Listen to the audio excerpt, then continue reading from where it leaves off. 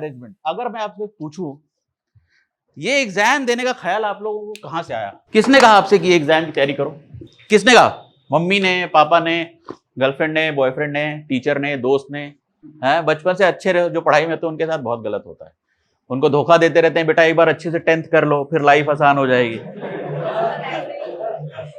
तुम लोग के साथ भी धोखा हुआ है ना? अरे मेरे साथ भी। मैंने कहा ना मेरी कहानी बहुत दर्द है। हाँ अच्छा, और कोई रीजन है? पावर किसी चलो मतलब कोई ना कोई मोटिवेशन रहा होगा, उसको कहीं लिखा है? लिखा है? How do you communicate your feelings to the other person? What is the mode other than physically talking to each other? Online मतलब कि कहीं लिखते होगे। अच्छा, कुछ ऐसी बातें होती हैं उसके बारे में जो उसको नहीं बतानी होती, वो बस सोच के अच्छा लगता है तो लिखते हो। कोई ऐसा है जिसने इश्क में शायरी लिखी हो, गाने लिखे हो? किसी ने नहीं लिखे? जिंदगी मत खराब करो यार, ये तो करना चाहिए, ये तो करना चाहिए भाई। आपका जन्म भगवान ने इसीलिए किया था, पीसीएससी तो हम लोगों ने बना दी है ना। जन्म तो आपका इसलिए था कि इश्क करो। जब किसी के बारे में कुछ लिखते हो, क्यों लिखते हो? और लिखा उसी ने होगा जिसको बेइंतहा इश्क हुआ होगा, या तो दुख में लिखा होगा, छोड़ के चली गई होगी तो तब भी बेइंतहा इश्क हुआ होगा। अगर आप इस एग्जाम को देने आए हो और आपका कोई रीजन है, कोई मोटिवेशन है, तो उसको लिखना बहुत जरूरी है। क्यों? क्योंकि आपको पता हो कि आप क्यों आए हो। वो इसका अलग हो सकता है, इसका अलग हो सकता है, उसका अलग हो सकता है। किसी को उसकी आंखें पसंद है, किसी को उसका बोलना पसंद है, किसी को उसका हंसना पसंद है। रीजन अलग हो सकता है, लेकिन रीजन पता होना चाहिए। इश्क से एग्जाम्पल दे रहा हूं।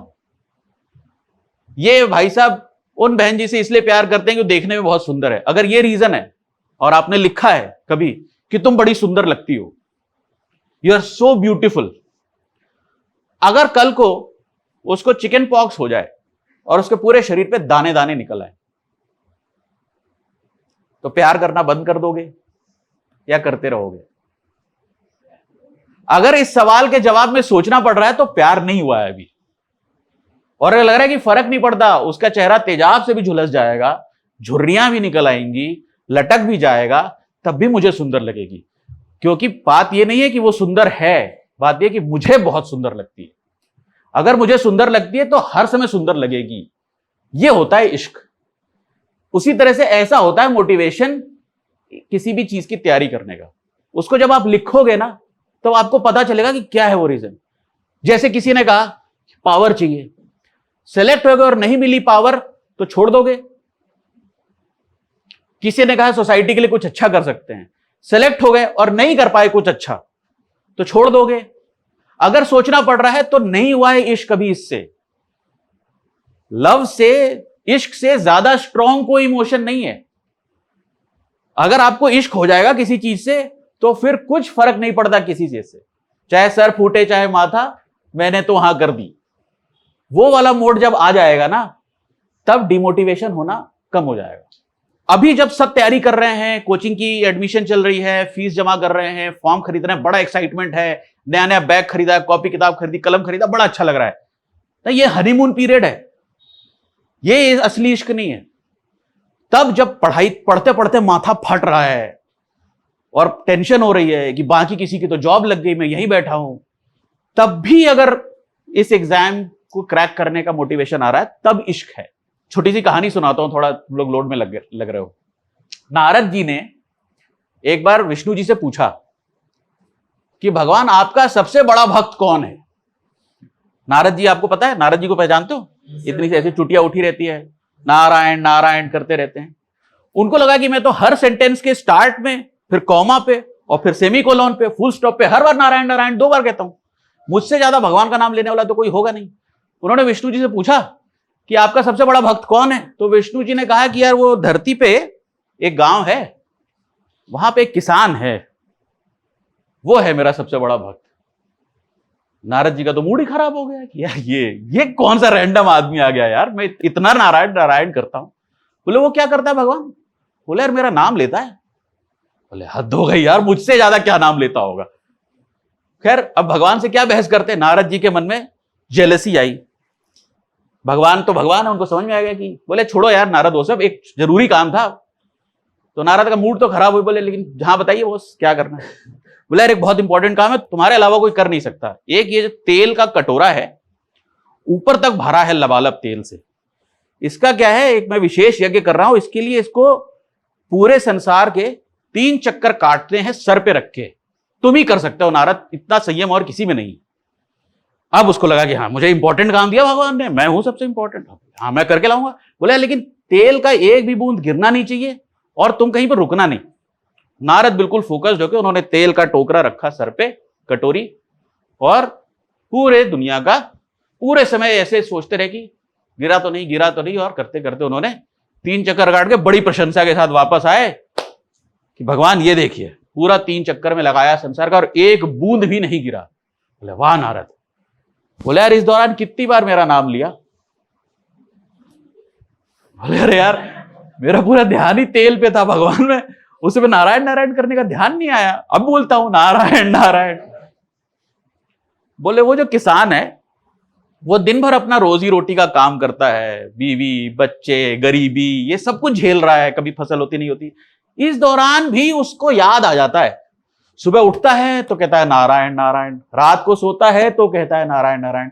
वो जो दिन में 2 बार कहता है ना, तुमको एक काम दिया तो तुम मुझे भूल गए, उसके पास हजारों काम है, फिर भी वो मुझसे इतना प्यार करता है कि मुझे याद करता है। तो जब कुछ नहीं हो करने के लिए तब उससे इश्क करना बहुत आसान है, जब बहुत कुछ और भी चल रहा हो तब इश्क करना मुश्किल है। अगर आपको मोटिवेटेड रहना है तो आपका जो रीजन है वो रीजन आपको लिखना चाहिए। लिखिए why I want to become, और जो भी उसके आगे है, डीएसपी, डिप्टी कलेक्टर, जो भी आप बनना चाह रहे हैं, जिसके लिए आप कर रहे हो, क्यों बनना चाहते हो, लिखो जो दिल में आ रहा है। ये किसी को मत पढ़ाना, किसी को मत देना पढ़ने के लिए, खुद पढ़ना केवल, लेकिन लिखो। वैसे ही जब जैसे प्यार हो ना किसी से तो भी लिखना, वाई आई लव हर और हिम, जो भी केस हो। ये भी मत देना किसी को पढ़ने, खुद को पढ़ने। क्यों पता है ये क्यों लिखना चाहिए? जब सब अच्छा चल रहा है ना तब कोई दिक्कत नहीं होती है ना, एवरीथिंग इज गुड, हाथ में हाथ डाल के घूम रहे हैं, बड़ी झील पे जा रहे हैं, बोटिंग कर रहे हैं, सब अच्छा अच्छा सा लग रहा है। जब कुछ बुरा होता है ना, एक को गुस्सा आ गया, उसने कुछ कह दिया, फिर सामने वाले ने ब्लॉक कर दिया, तब लगता है इसके पीछे क्यों अपनी लाइफ खराब कर रहा हूं, कमी है क्या दुनिया में, कोई और मिल जाएगा, कोई और मिल जाएगी। तब जो है ना ये वाला चिट्ठा निकाल के पढ़ लेना चाहिए, why I love her, why I love him.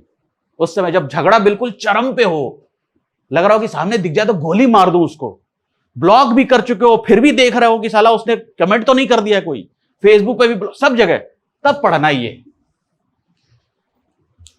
अगर वो पढ़ के फिर से उसके तरफ प्यार आ रहा है तो प्यार अभी है, you should give it a try. और नहीं आ रहा तो फिर you were never in love with that person, that love is over, you should move on. Simple, it will help you decide कि क्या ये लड़ाई खत्म करके वापस से बात करनी चाहिए या जाने देते हैं।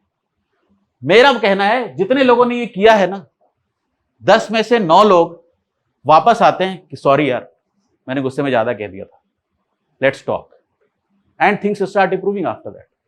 Similarly when you write why I want to become, तब जब गोइंग गेट्स टफ, मॉक दे रहे हो, खराब नंबर आ रहे हैं, पढ़ रहे हो, पढ़ा नहीं जा रहा है, रात रात भर नींद नहीं आ रही है, तब बीच में ये जरूर एक बार उठा के पढ़ना कि क्यों आए थे यहां पे।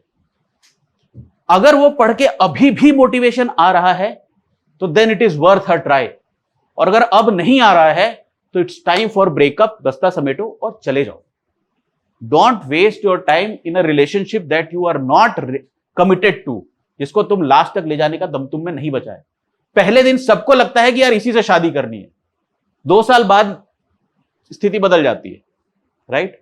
पहले दिन सबको लगता है कि मेरे को डिप्टी कलेक्टर बनना है, 2 दिन में नहीं बनते, 2 साल तो कम से कम लगते हैं। प्रीलिम्स, मेंस, इंटरव्यू करते करते 2 साल तो लग ही जाते हैं, और जब पहला वाला टर्म खत्म नहीं होता तो अगला वाला शुरू हो जाता है।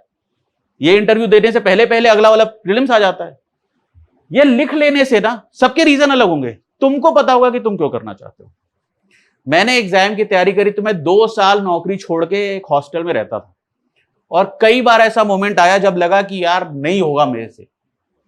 Then I used to go back to that page कि सब कुछ तो ठीक चल रहा था लाइफ में, किसने कहा था ये करने के लिए। मैं खुद वो कागज पढ़ता था कि मैं क्यों आया था। और एक चीज जो मैंने करी, मैंने दुनिया में बहुत झूठ बोला, अभी भी बोलता हूं। बचपन में पापा मम्मी से, बड़े होके बीवी से, झूठ तो बोलता रहता हूं। एक इंसान जिससे मैंने कभी झूठ नहीं बोला वो है अपने आप से। अपने आप से मुझे पता है कि आज मैंने क्या किया है, क्योंकि बंद कमरे में अकेले में जो आप कर रहे हो वो आप सबसे छुपा सकते हो, अपने आप से नहीं छिपा सकते। तो मैंने अपने आप से झूठ नहीं बोला, और मैंने खुद से ये पूछा कि मैं करना चाहता हूं कि नहीं करना चाहता हूं। पापा क्या चाहते हैं, मम्मी क्या चाहती है, गर्लफ्रेंड क्या कह रही है, वो छोड़ दो। मैं क्या चाहता हूं, हां या ना, मेरा हां या ना है। अगर मेरा हां है तो मैं क्या मेहनत करने से डर रहा हूं, क्या मैं घबरा गया हूं? जब मैं ऐसे बात करता, नहीं मैं थक गया हूं, शायद मुझे थोड़ा ब्रेक चाहिए। ठीक है, ब्रेक ले लो, ब्रेक ले लो, मूड खराब है, मूड अच्छा कर लो, छोड़ना है तो छोड़ दो। नहीं नहीं नहीं नहीं, जैसे कि नहीं छोड़ लूंगा, नहीं छोड़ूंगा नहीं, मैं अपने आप से आंखें कैसे मिलाऊंगा, मैं खुद आया था, मैं छोड़ूंगा नहीं। I need a break but I will come back again. मैं एक रात का ब्रेक लेता हूं, दोस्तों से बात करता हूं, मूवी देख के आता हूं, कुछ करता हूं, I will come back. First thing, you should know why you want to become, right? Why is more important than how. कैसे बनोगे उसके तरीके तो बताने वाले बहुत हैं, क्यों बनोगे ये तुम केवल तुम ही बता सकते हो अपने आप को।